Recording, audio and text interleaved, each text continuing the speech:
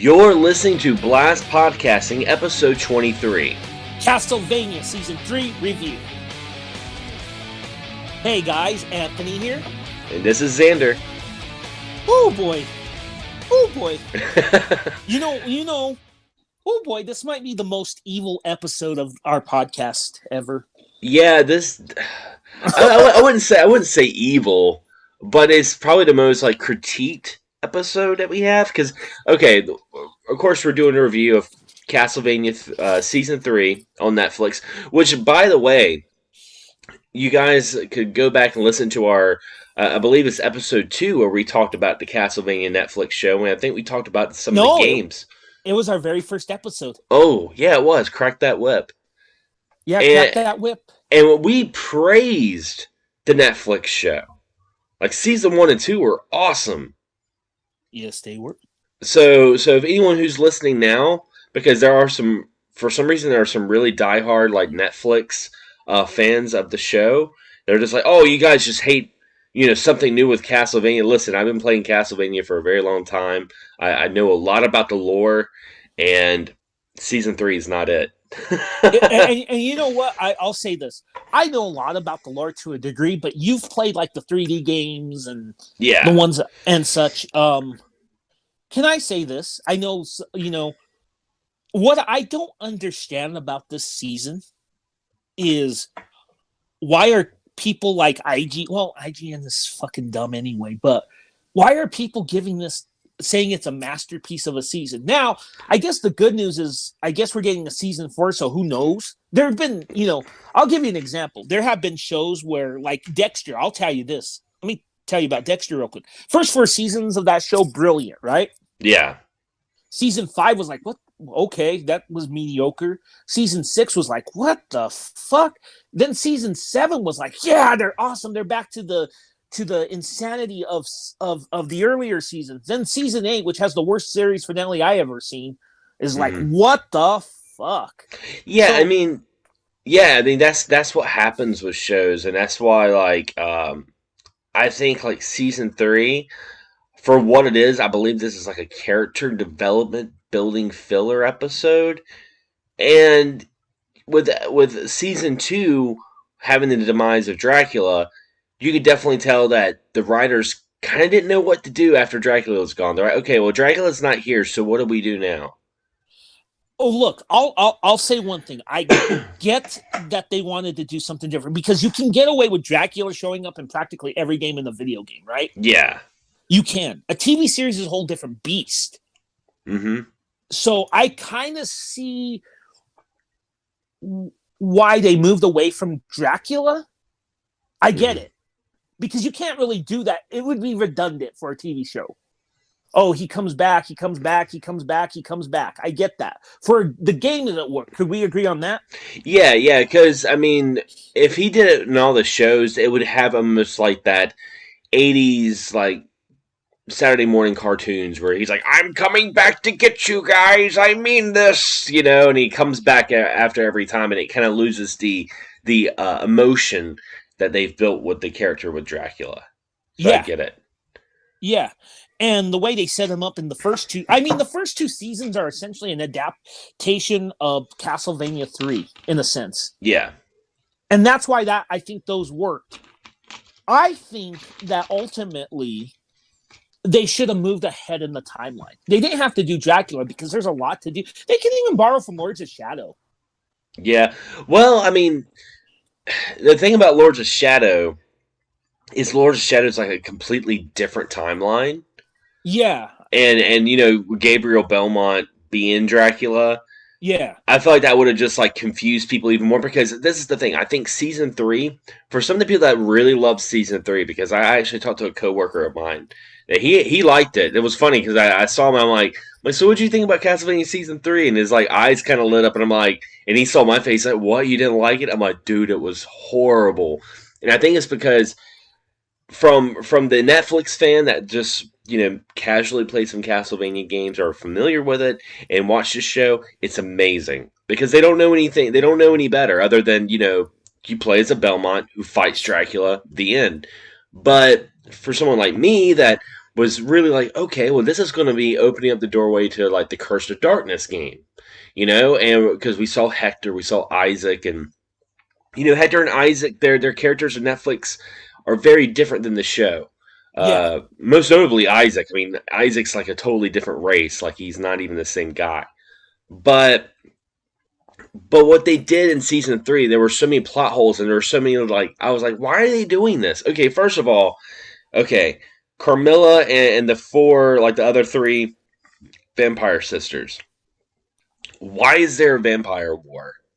Like, why are they even doing this? I mean, they're saying they're doing this for control and to have, infinite amount of food and blah, blah, blah. You look at them, they're living like aristocrats. They're living in a castle. It's not like they're low and poor. Yeah. I mean, they're living the life, and they can get any soldiers and they can just eat, whole cities if they want. I mean, Dracula made sense. Dracula wanted to just destroy mankind because he was grieving over the loss of his wife. It's like, okay, that makes sense. Carmilla, on the other hand, was like, well, why is she doing this? And then like you had Isaac, who honestly I would say Isaac was my favorite character on the whole show because he was consistent. I was like, okay, this is what he's pretty much continuing what Dracula did because that was his only source of like having a mentor and his only source of family. And it made such an impression on him. Okay, he's Dracula 2.0. And then pretty much that whole village with Trevor and Cypher going to that village and, with the freaking crazy monks with the night creature that was trying to open up the gates of hell to bring back Dracula. That whole scene was there just to get them out of their comfort zone because in the beginning of the show, they are like super happy and they're like, let's go kill some night creatures. I know. It was so weird. Yeah, it was just like there was nothing that really got accomplished this season. Well, you look at how can I say this? Well, let me go back to one thing I said. I get what you said about Lords of Darkness. I mean, borrow elements, kind of like how they get elements of SOTN. I know you can't do the Gabriel Belmont thing, but you could do the Satan thing. Yeah, that would work.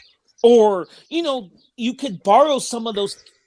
I mean, one thing that the Castlevania games have done is they've had minor villains before you face Dracula. Like, it's funny on Facebook, you probably saw in the Megas X1 group where, can I make a quick announcement about that? Yeah. Okay, so Xander and I were talking, and for community questions, instead of the Megas X1 Discord, we're going to do community, you can ask us anything. We'll always post the topic of the show. We'll let you know close to when we're going to record. We're going to have you ask your questions on the Megas X1 group. So we can do that in the description. We can post that in the description. Yeah, the Facebook group, yeah. Yeah, Facebook group. So there's that. But anyway, what I was going to say was Portrait of Ruin. I beat that last year, but who was that motherfucker? He was the vampire boss with the paintings and such. It was like Burris or it was something with a B. I know who you're talking about. He looked like Nosferatu pretty much. Yeah, him or even the castle itself. They could have expanded. I'm not saying those guys because those are further down in the timeline. But yeah, I'm saying you could have taken those minor characters and expanded them as major antagonists. Yeah, and I mean, if they did it right, they could have done it with Carmilla and the sisters. If they just had more of a purpose other than just like, hey, we're going to start an empire. Why are you going to start an empire? I mean, you're already doing pretty well. Like, I don't. That was something I wasn't understanding. Yeah, it seems like. Look, I one of the head writers is Warren Ellis. Yeah. I think he's usually a fantastic writer, but holy shit, this is not his. Because I mean, for anyone that wants to read good Warren Ellis, watch the first 2 seasons of this, or read fucking Planetary. That's his, in my opinion, his magnum opus. Yeah, but holy shit, he fumbled on this. And speaking of writing, like, let's talk about the dialogue. I mean, I thought, okay, the first 2 seasons they had some of the kind of like their off-color dialogue stuff where it was just kind of like they threw little cuss words here and there, like "whoo, being naughty." But the writing in this season was like almost like a kid that got an essay from their teacher, and the teacher was like, "Hey, just let you know, you kids can cuss in this essay." And like they were just like cussing for no reason. I was like, wait, what? You know what? I've noticed that's a problem with a lot of shows on, and I'm not just talking about cussing, but a lot of shows that are streaming or HBO, they just go excessive on like the nudity and such. And there are things that can do it right. Like I'll give you an example. I'm watching Picard, and I think that's a fantastic show. Yeah. And they say fuck. You know what caught me off guard is I'm a big Next Generation fan, DS9 fan. What caught me off guard at first is they said fuck in it, and I'm like, what? You know, I'm not used to them saying fuck you in the main Star Trek timeline, but they don't say it all the time. Like there was one episode where they said it maybe twice, 3 times, and then like 2 episodes passed and they didn't say it. And it's not Captain Picard cussing; it's the new characters that are cussing. Yeah. It's nothing like Riker's cussing or 7 of 9 is cussing or any of that. It's the newer characters that are a little bit more grittier. Yeah. So go ahead. Now, I was saying, I have nothing against like characters cussing. You know, it's like no problem. It's just like when it comes out, like where it was just like the first sentence of like Alucard was inside of the castle, and he's like looking at the little dolls like he made for Trevor and Cypher. It's kind of like a because he's been alone for like a month, so he's kind of going mad. The first thing he starts talking about, he starts doing a Trevor impression and starts like cussing up a storm. And I was just like, okay, all right. But then it was just like, every other scene someone was saying, the F-bomb or something like that. And I was just like, man, this is getting, it was just kind of immature almost. It's like a Rob Zombie movie. Yeah. Yeah. But yeah, and that's the thing, like I said, if they had Captain Picard say fuck this, fuck that, he doesn't even say fuck at all, then I would have issues. They did it right in that show, but in this one, yeah, I noticed that. I was like, what, is Rob Zombie write this? Because I recently watched 3 from Hell, the third film in that House of 1,000 Corpses trilogy and all that, and Jesus Christ. Like, I cuss a lot. Everyone knows that. But there are times when I tone it down, like with my fiance or whatever. But I'll say this. Motherfucking A, and this is hypocritical, but it was like motherfucker this and fuck you and cunt and all kinds of stuff, Yeah, it was just like, it was very, very interesting. And one of the characters I did want to talk about that they introduced in this season was Saint Germain. Okay. Okay, now Saint Germain is a character from Curse of Darkness, and he was a time traveler. He was an aristocrat that you traveled through time and saw an alternate timeline where Hector was used as a vessel for Dracula. Mm-hmm. So that's why he's trying to help Hector in Curse of Darkness.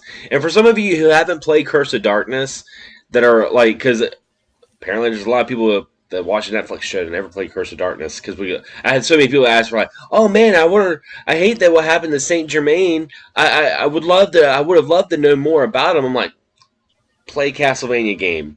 Same advice I would give to the writers of the show, because they clearly said when they made this episode, when they made this season, they were kind of just going off their own thing.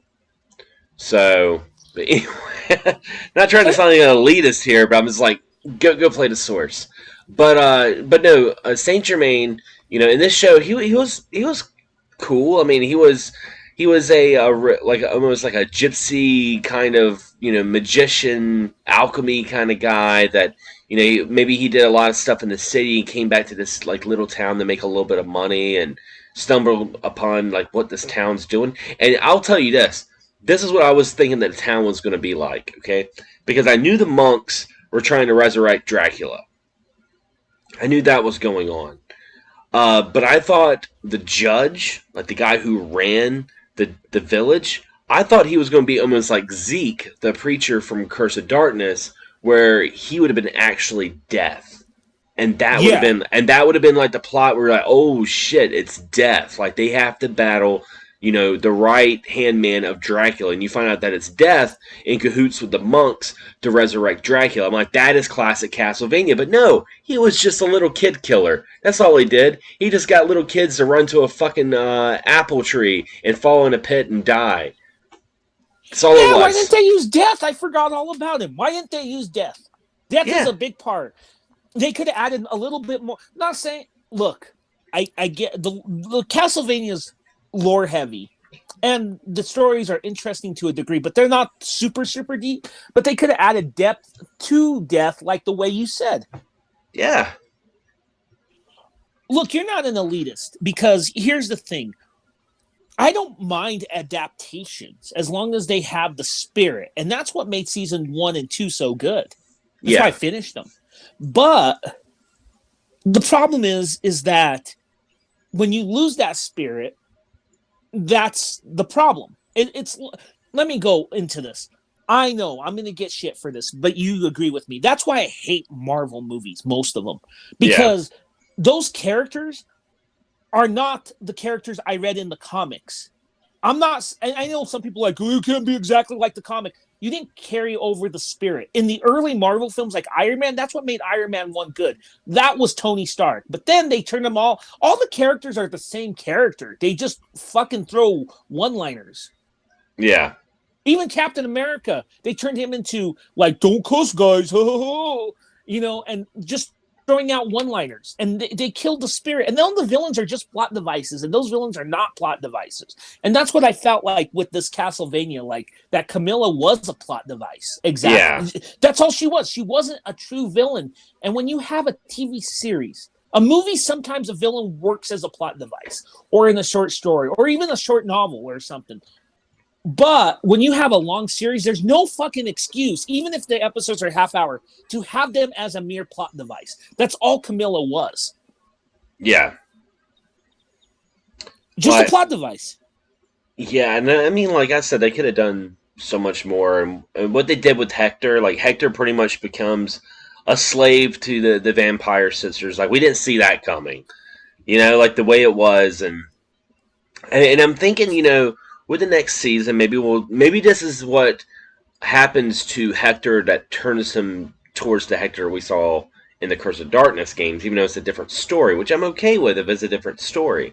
Because like we said, we're fine with adaptations, but there was just, like I said, there was just nothing that really concrete that happened in this season. Like, I did not leave this season being like, okay, I'm ready for season 4. I was just kind of like, I want my hours back that I was watching this show. Now, but before we get into some more because I know you mentioned we wanted to talk about some Castlevania games to kind of make this look more of a positive show. I do want to talk about the most biggest controversy of season 3, and that is episode 8 with Alucard.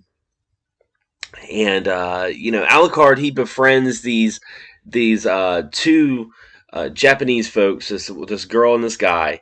They find him at the castle. They're like, oh my, wow, you're Alucard, you're anti-Dracula. He's like, oh, I'm just Alucard. And they're like, you're his son. And they talk about this vampire that was at their hold or whatever. That was like pretty much they were her slaves, and she disappeared. Well, she actually got killed in season 2, but they didn't know that. But they figured that she might have been dead, or even if she never came back, that another vampire would take over their hold and it become slaves again. So they wanted to get trained by Alucard to defeat vampires. I saw that and I'm like, fuck yes. This is how the agency started. Now, what I'm talking about is the agency is from Aria of Sorrow. And that was the government agency led by Alucard, who changes his name to Arcado. And it's a secret society agency with the Belantes clan and Julius Belmont that's almost like a supernatural government squad that's like trying to stop certain supernatural phenomenons from happening. And I was like, okay, this is how it all started. This is how they started training people in case the Belmonts weren't around. No, that's not what happens. Instead, we get a Game of Thrones style animated threesome with Alucard weeping as he's getting penetrated by... Oh, God. Yeah. I didn't see. I didn't. Let me say this. I told you this before we recorded. I didn't finish it because I got bored. Then you told me, and I'm kind of glad I didn't finish it because it's like, what? It seemed. Look, I was a fan of Game of Thrones, but even at times, I'm like, do we really need some of these sex scenes? Yeah. Some of them, there were ones that made sense, but then there were ones that were like the infamous sex position. Yeah. Where one of the Littlefinger tells about his past and there's two lesbians going at it. I mean, And he was fully dressed, and they were butt naked having sex. And it's like, really? What? It's just one of those things where. And let me ask you: was there a lot of excessive sex in this season? It was towards the end. They did. I mean, they had they had, if I can count on my hands, they had one scene where Trevor, when they finally got to the town, Trevor drinks that mug of beer, and he's like, "Oh, this is better than sex," and Cypher gets pissed off, as if to tell us that they were having sex, as if we couldn't put two and two together, right? But they had to add some little crude humor in there. So there was that. There was also Lenore and Hector had a sex scene before he became the slave with the slave ring, because she pretty much puts a ring on him, tricks him into putting the ring, being like, "I'm forever yours." But when he puts the ring on, she becomes his slave. So now she can control all the night creatures that he makes because they're one. And then she gives the other vampire sisters sets of rings, so they all control Hector now. Oh shit! So now, because Devil Forge Masters, they can only, the night creatures will only listen to the Forge Masters who made them. So now they can have complete control of Devil Forge Masters, or night creatures. But, and of course, there was that Alucard scene that I was talking about, that I was just like, and then I was watching some YouTube, because I wanted to see some other people's reviews and see some other people's critiques and stuff. And I watched this guy that was doing a review of season 3, and he was talking about how Alucard, he ends up killing the two people that were doing that to him. They ended up killing him because he was about to die, so he actually took a sword and made it into alchemy, ice sword, and slit both their throats, and then he impales them in front of the castle. Kind of he was like, "This is it. I'm no longer being around humans. This is it." He goes in and he's like, "What a nice entrance, don't you think, Father?" To himself, and they're impaled. And the guy was talking about in the show, and he was like, "Is Alucard going to be the new bad guy in season 4?" And I'm like, "What?" Yeah, Alucard is not a bad guy. No, not at all. I mean, that's the whole. I was like, really? I was like, is this going to be a fan theory? Alucard's going to be the new antagonist of the Castlevania show? Let me ask you a question too. Do you think they use too much Alucard? Let me ask you that. This is why I'm asking you this, Xander. In the games, you see Alucard in Dracula 3, right? Mm-hmm.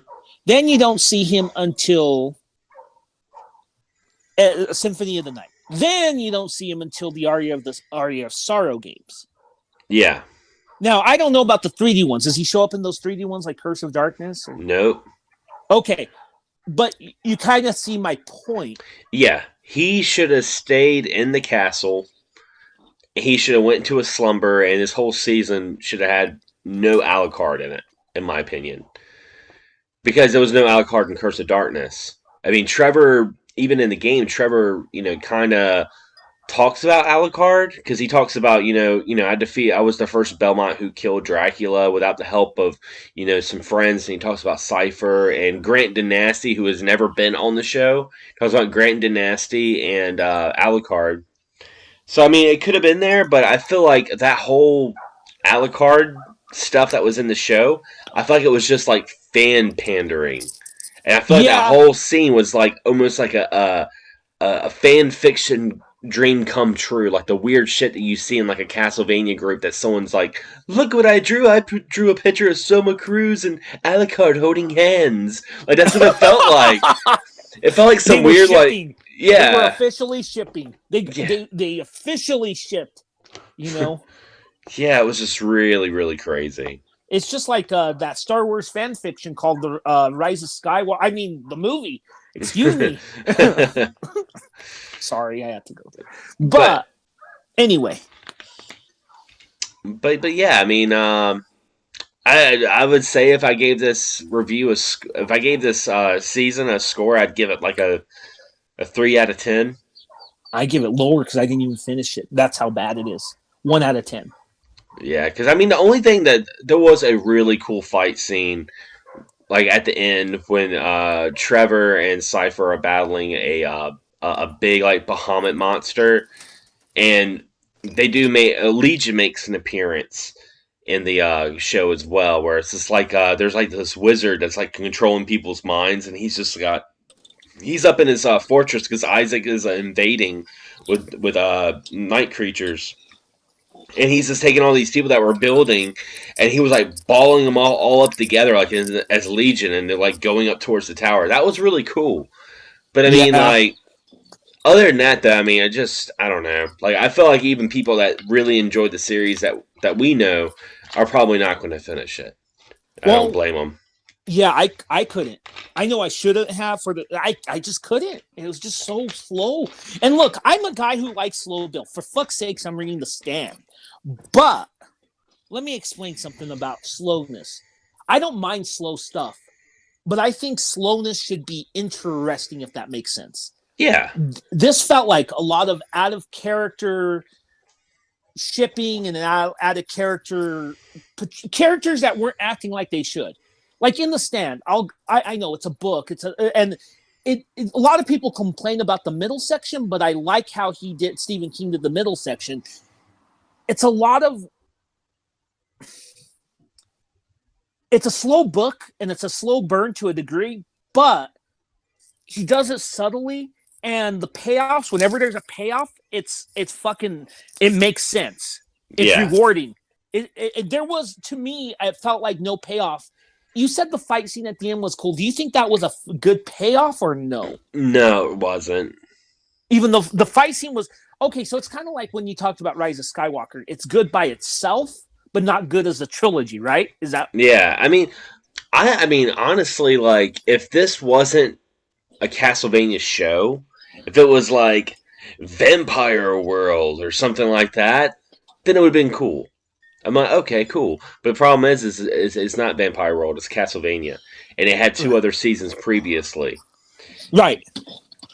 So, I mean, I like I said, I don't know what season 4 is going to do, or what they're going to plan with that. I'm still going to check out season 4. I may not finish it, but I'm going to at least try to check it out. But season 3 was a no-go for me. Yeah, I agree. I didn't even finish it, dude. Now, but I guess before we get, because we actually went through the whole time limit for the review. Before we end the show, let's talk a little bit about Castlevania, because you did ask the group page. You asked them a question. Yeah. You want to read some of those answers? Yeah, let me pull it up on my phone real quick. But you pretty much asked them what was their favorite Castlevania. Now, of course, I started with mine. Everyone knows what mine is, and that's Portrait of Ruin. I adore that fucking game. I think it's kind of underrated. I beat it last year, and it's so fucking good. I mean, it's so inventive with the paintings and all that. Yeah. Okay. And I love the storyline of Portrait of Ruin, because it's pretty much a sequel to Bloodlines. And Bloodlines in the Castlevania lore, that's a huge deal, because that's the first time in the lore that we had someone who wasn't a Belmont, go against Dracula. Oh yeah. So, do you want to read? Yeah. Okay, Matthew, he says Castlevania 1987. Let's see, we got, and if I mispronounce these names, I'm really sorry, but I think this is like Albany. Yeah, he says given the only the classic era Symphony of the Night, I'll say Rondo of Blood. John says Symphony of the Night. Matt, who's a frequent listener, says, for me personally, Castlevania 3, Dracula's Curse, Super Castlevania 4, Rondo of Blood, Portrait of Ruin, and his number 1 is Aria of Sorrow and Dawn of Sorrow. That's I would allow that because they're both direct sequels. They are. Mm-hmm. And Jason says Castlevania 4, Symphony of the Night. Chris said Portrait of Ruin is one of my top favorites, funny enough, but mine would be Castlevania 4. And Ren says Portrait of Ruin, Castlevania 3, 79, and Order of Ecclesia, which is one you don't really hear a whole lot of. I like Order of Ecclesia. I never beat it. I still haven't beaten it. It's pretty cool. And unfortunately, it's the last Igarashi. You know what's funny? since we did the last Castlevania game, a certain game came out, Bloodstained. I never played it, and I kind of had reservations because I heard the game's overly cryptic. Yeah, it can be, but I mean, like, for me, in the day and age that we live in, games are like, it's not so cryptic that you don't know where you're going to go at all. But if you ever get stuck, I mean, you can always look up a walkthrough. Like, it's kind of funny when people are like, "Oh, it's too cryptic." I'm like, you're telling me this on the cell phone that you can look up a walkthrough right now. Is it as cryptic as, say, Symphony of the Night? Because that was cryptic to a degree, but not Yeah, it's a little bit more cryptic than Symphony of the Night to some degree. Now, did the Switch version get its fix? Because that's the version I want to get. Yeah, it's gotten fixed. It's gotten a couple of updates. I haven't played it since, but from what I hear, they fixed some of the frame rate issues and the long load times. I didn't think it was like that broken when I played it on the Switch when it first came out. I remember everyone was fucking moaning about it. Yeah, and I was like, I'm actually not having. I mean, I had a couple of issues, but I was like, it was really not that bad, guys. It's just it was crazy. But you know what? I'll give it a go when it goes on sale. There's another. There's also another game that's coming out. I need to see the release date because it's kind of related to Castlevania. It's let's see. I'm trying to remember the name of the city. It's like the place in Transylvania. Like starts with a W. It's like Walchilla, but it's called that, and it's like something about Dracula. It's pretty much like Castlevania meets Contra. Yeah. But the folks that made the game are the same folks who did a fan-made game called Castlevania the Lucari Chronicles. They made Lucari Chronicles 1 and 2, and they were really good games. And Lucari Chronicles 2 actually had the voice actor from Alucard come back as Alucard. He actually made an appearance in it. But what's really cool about this new game that they're making is it got the blessing from Igarashi, and Igarashi has the hero from Bloodstained Ritual of the Night make an appearance as a skin that you can choose for your character in this game, which is really cool. You have like pretty much the like pseudo. I wouldn't say he's the creator of Castlevania, but kind of like the godfather of Castlevania. Give his blessings to a fan-made game that's there. Like it's all related to Castlevania, but it's not Castlevania at all. If that makes any sense. That does make sense. And it's really, really cool though. But it's coming out for Switch. It's coming out for like PlayStation 4 and Xbox One and Steam. I just can't remember the name, and I can't remember the release date. I know our friend Justin was talking about it on our group page on Facebook. Real quick, I'll close this out. I got the Castlevania collection that was released last summer, and I hope they do another one with the Metrovania games. Same. But this goes for Contra as well. The Genesis only got one Castlevania and one Contra, but to me they're both fantastically underrated. Yeah, both of them, Bloodlines and. Do you like Hard Corps? I don't know if you like Hard Corps. I like the Japanese version of Hard Corps. And you can play that on the collection too. Yep, the Japanese version is a lot easier. I mean, I'm not gonna front. It's a lot easier. That's why I like it a little bit more. Okay, but it's cool that you also get the Japanese version. Yeah, and speaking of Castlevania as well, Castlevania Symphony of the Night is now on mobile. I was thinking of getting it. It's only $2, $3. I'm thinking about getting it. I'm just going to check to see if it has controller support. If it has controller support, that I could use my I can use my 8-bit Do controller, kind of like what I did with Castlevania Grimoire of Souls, which was the latest Castlevania game that Konami put out. That's a mobile game. That's actually not too bad. Yeah, you said that. I did a video of that, and I haven't played it in a while. They've done a lot more updates to it, but everyone's like, "Oh, you got to use touchscreen controls." I'm like, "Nah, dude, just hook up a Bluetooth controller. You're good to go." Also, so with the Grimoire and the TV series, the TV show, despite how we feel, it's super popular. It's probably going to get a 4th season. Yeah. That should be a sign. And I'm not a Konami hater. Mm-mm. They're just kind of weird these days. Yeah. I mean, they do re-release their games, which is good. They should at least do a new Castlevania game. Yeah. In some capacity. And see, I'm in the camp that like I would love more than anything. I would love to see a new Castlevania, but at the same time, like there's so many great games out there that have that Castlevania spirit that aren't necessarily Castlevania that I'm perfectly okay with. Yeah. Like, like Bloodstained Ritual of the Night, or there's so many Metroidvanias. I'm trying to think of like the various games that they've came out with, like this is like Castlevania, but it's not, sort of thing. There's so many games like that. Yeah, exactly. Well, we'll see what happens, but we're probably not done talking about Castlevania. Oh, I don't think we're ever done talking about Castlevania. I know. I mean, it's funny. It's because like when I was talking to my coworker when we were talking about season 3, and he had never he doesn't really know anything about the Castlevania lore. And when I was like spilling it on him, he was just like, "Oh, what? Huh? What?" And I was like, "Yeah, and this doesn't make sense because of blah blah blah blah." Season 3 is the worst thing to happen to Castlevania since Simon's Quest. Yeah, and you know what? Season 3 actually made me appreciate Lords of Shadow even more. I like Lords. Next time we really need to talk more about that game. I was thinking of getting PlayStation Now because it's on there because I want to replay Lords of Shadow. Did you ever play Mirrors of Fate? No. Okay, because Mirrors of Fate was a really good one too, and you can get that out. You can get that on PS4 now. Oh, okay, cool. Sounds good. Well, shall we call it? Yep, yeah, and guys, if you're listening to us and you have a comment you want to make about Castlevania Season 3, be sure to leave a comment right here on the channel. We'd love to hear from you guys, and let's hope that Season 4 makes us dry our bloody tears for sure. Damn. Anyway, guys, as always, thanks for listening, and we'll be blasting off to the next episode.